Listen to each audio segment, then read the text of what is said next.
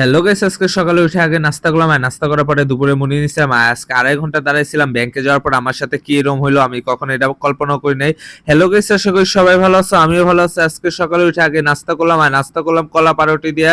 কারণ আজকে অনেকক্ষণ দাঁড়ায় থাকতে হবে, আর এটা আমি আগে জানতাম না।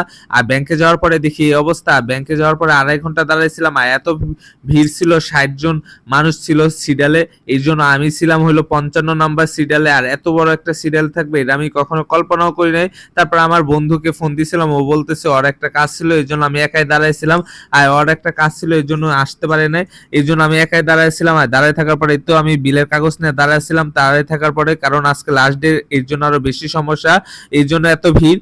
আর আজকে লাস্ট ডেট যদি না হইতো তাহলে আমি আজকে বিল কখনোই দিতাম না, আমি কালকে বিল দিতাম। বিরক্ত লাগতেছিল আমার, কারণ 2.5 ঘন্টা দাঁড়ায় থাকে, আমি কখনোই বিল দিতাম না আজকে লাস্ট ডেট যদি না হইতো। তারপরেই তো আমি সামনে আসলাম, আসার পরে এখনো 2 জন বাকি আছে।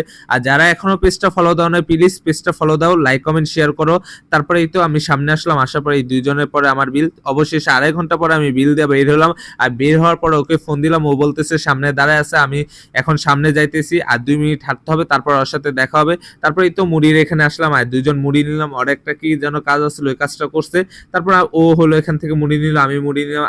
আর এগুলো ছিল হলো অবশ্যই। আর যারা এখনো পেজটা ফলো দেয় না, পেজটা ফলো